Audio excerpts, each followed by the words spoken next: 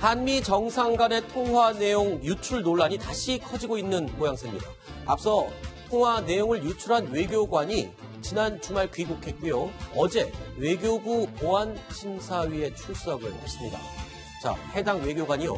오늘 변호인을 통해서 언론에 입장문을 공개했습니다. 공무원으로서 이례적인 상황 아닙니까? 공무원이 이렇게 입장문까지 내는 건? 그렇죠. 사실 공무원이 이렇게 변호인 통해서 입장문을 낸다는 건 굉장히 이례적인데 지금 이 참사관이 낸 입장문을 보면 네. 본인은 그렇다고 합니다. 지금 이제 이 강효상 의원하고 이제 고등학교 이제 선후배 사이인데 네. 사실 이제 둘이서 미국 와서 이제 만났다는 거예요. 네. 만나면서 이제 강효상 의원이 트럼프 대통령이 5월 달에 한국 올 것 같지 않다라고 이제 자꾸 이제 이야기를 하더는 거죠. 그래서 본인은 그걸 좀 설명하기 위해서 본인이 알고 있는 지식을 이용해서 5월에 올 수도 있다라고 이야기를 한 겁니다. 그러다 보니까 대화를 하다 보니까 이제 그 이야기가 실제로 이제 나왔고 자기가 알고 있는 정보를 사실 어떤 면에서 보면 야당 의원도 이 정도로 알아야 될 필요가 있다라는 생각에서 이제 그 정보를 유출했다는 것이거든요. 네. 그러니까 본인 입장에서는 이게 지금 저렇게 기자회견 할 건지 전혀 생각을 못했다는 거죠. 더군다나 이걸 구려개국이라는 프레임을 씌워서 할 거라고는 상상을 못했다는 거예요. 네. 그러면서 보면 외교관 입장에서 야당 의원을 만나서 어느 정도 돌아가는 상황에 대해서도 그래도 국회의원이니까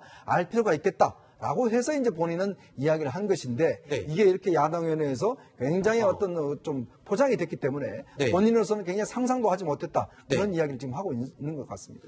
그러면서 30년 동안 특별히 연락을 주고받은 일은 없는 사이다라고 이야기를 했는데 강효상 의원 역시 이메일을 통해서 입장을 밝혔어요. 그랬는데 또 친한 고교 후배라고 또 강효상 의원은 얘기하고 있거든요. 그러니까요. 저 말은 이제 사실은 인터뷰를 한 이 외교관하고 약간 좀 차이가 있고요. 네. 외교관이 지금 이원정에도 잘 설명을 했지만 두 가지 얘기를 했어요.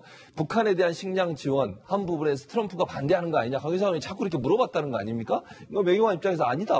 트럼프도 그걸 동의해줬다라고 설득하려고 얘기했고 두 번째는 아까 말씀하신 것처럼 트럼프를 오게 하는 것도 안 오려고 하는데 우리 정부가 자꾸 오라고 그래서 오게 하는 거 아니냐 그렇게 물어봤는데 그게 아니라고 얘기했고 그러니까 이 외교관 입장에서는 본인의 입장입니다. 물론 이것도 조사를 해봐야 되겠습니다만 본인의 입장은 강효상 의원을 설득하기 위해서 정보를 준 것이지 그러나 그것도 자기도 기밀 유출이라고 분명히 인정을 했어요. 이건 잘못된 행동이라고.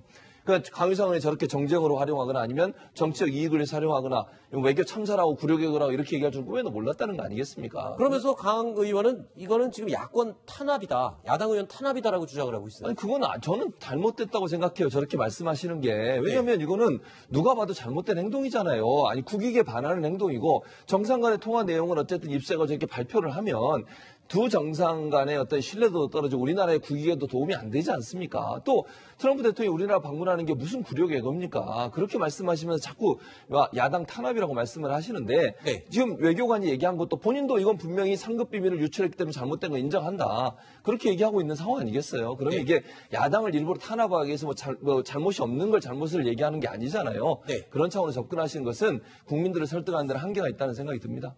외교부는 이번 사안을 아주 엄중한 상황으로 바라보고 있음을 강조했습니다.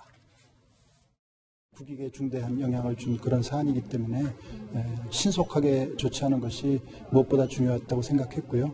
그리고 또 외교 사안이기 때문에 엄정하고 엄중하게 그렇게 처리하려고 하고 있습니다. 외교부가 지금 강효상 의원뿐만 아니라 해당 외교관 이 두 사람을 형사 고발할 것으로 지금 입장을 밝혔어요. 상당히 중징계가 예상이 되죠. 그리고 외교부로서는요. 네. 외교적으로라도 이렇게 조치를 취할 수밖에 없을 것으로 보여요. 외교적으로라도. 왜냐하면 지금 사실은 대통령과 정상 간의 통화 네. 어떻게 이루어지죠? 우리가 이제 특별한 기계를 써서 도청이나 해킹 같은 것이 안 되도록 하고 기록도 네. 녹취도 안 되도록 하고 딱 특별한 장치로만 이게 녹음을 하도록 돼 있지 않습니까? 네. 그 내용인데 그 내용을 그래서 이걸 삼국기밀로 내용을 따지지 않고 삼국기밀로 보는 건데 강효상 의원과 이 K 참사관이 그 내용을 그냥 일반 전화로 얘기를 한 겁니다. 그럼 이건 그대로 그게 옮겨진 거나 마찬가지예요. 전 세계에 풀려버린 거예요. 그럼 그 상황에 대해서 미국 측에서 만약에 뭐라고 하면 우린 뭐라고 얘기를 해야 되죠? 이거는 어떻게 보면 외교적인 사안이라도 외교로서는 저렇게 강하게 나설 수밖에 없는 상황이죠. 네. 그런데 이제 강효상 의원의 행위는 잘못됐죠. 네. 왜냐하면 계속해서 이 취재원에게 물어봤던 거예요. 이게 굴욕외교 아니냐. 그런데 우리 대통령이 동맹국의 대통령을 들려야 되는 거 아니냐. 권유한 거는 이건 당연한 거예요. 그거를 굴욕외교로 포장을 하고 또 자신의 취재원이 다 노출되게끔 이야기한 건 잘못이지만 그렇다고 해서 이거를 기밀 누출이라는 형사 고발로 과연 해야 하는가. 그 부분에 대해서는 논란의 여지가 있습니다. 왜죠? 왜냐하면 이 국가기밀 누출이라고 지금 계속 여권에서는 공세를 하는데요. 이 기밀 누출에 대한 대법원 판례가 있습니다. 네. 이 기밀 누출에 해당이 되려면 첫째는 비공지성, 그러니까 알려질 수 없는 사안이죠. 두 번째는 실질 비성이라고 해서 비밀로서 보호할 가치가 있어야 됩니다. 네. 그런데 우리 대통령이 트럼프 대통령한테 일본 가는 길에 들러달라. 이렇게 한 것이 어떻게 알려지지 않고 비밀로서 보호해야 될 가치냐. 알겠습니다. 이 문제는 우리 정치가 병들었기 때문에 이런 고발까지 가는 겁니다. 알겠습니다. 아까 말씀하신 일단 고발하고 보자. 그렇죠. 거기도 해당이 되는 것 같습니다. 일파만파 커지는 이 통화 내용 유출 파문, 전직 외교관들마저도 쓴소리를 쏟아냈습니다. 내가 외교관으로 있는 사람인데 그래서 정치인이 또 결과론적으로 보면은 후배의 경력을 완전히 이제 망가뜨렸다. 국민의 알 권리라고 하는 것은 수긍이 안 됩니다. 세계에서 상종하지 못할 나라로 딱 낙인을 찍는 일을 하는데 그게 무슨 공익에 도움이 되겠어요? 다른 나라 같으면 실형을 몇 년 살아야 되는 일입니다. 자, 전직 외교관들도 이렇게 이 강효상 의원의 이 통화 내용 유출에 대해서 한 목소리로 지금 비난을 하고 있습니다. 정치권에서도 한미 정상통화 유출을 두고 논란은 계속 이어지고 있습니다. 들어보시죠. 강효상 의원 관련해서는 외교 무능과 지적하기 위해서 하신 일이 아닌가. 이렇게 청와대나 또 여권 이것에 대해서 여러 이야기를 하시는데 저는 그것이 혹시 적반하장이 아니냐. 지금 자유한국당이 강효상 의원을 비호하는 듯한 입장을 내놓는 것을 보면 이러한 범죄 행위가 개인이 일탈이 아니라 제1야당까지 관여한 행위인지 의심하지 않을 수가 없습니다. 자, 결국 강경화 장관 역시 이 책임론에서 자유로울 수 없을 것 같습니다. 이 강경화 장관 스스로도 리더십을 언급을 했습니다. 들어보시죠. 자, 저희가 인터뷰 내용이 준비가 되지 않았군요. 일단 이런 말을 했습니다.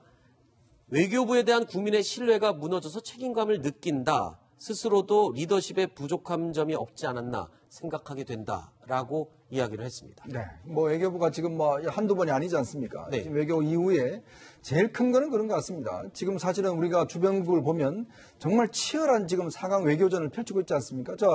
우리 좀 전에 했지만 일본 같은 경우 보더라도 트럼프 대통령이 지금 일본에 와서 치열하게 지금 전쟁을 하고 있는 것이죠. 또 하나는 지금 시진핑도 마찬가지고 지금 각국이 어떤 면에서 보면 이 어떤 동북아를 둘러싸고 굉장히 외교전이 치열하게 벌어지고 있는데 한국은 어디 간지 모습이 볼 수가 없어요. 더군다나 또 자잘한 실수들이 그동안 많았지 않습니까? 이제 그러다 보니까 이게 한두 번 쌓이다 보니까 결국은 이게 지금 외교부 전체가 보면 장관의 리더십 자체가 굉장히 문제가 있는 것 같다. 네. 그런 측면을 본다면 저는 개인적으로 정말 이 문제와 관련해서는 이 장관이 책임을 져야 되는 상황이 아닌가라는 생각이 듭니다. 알겠습니다.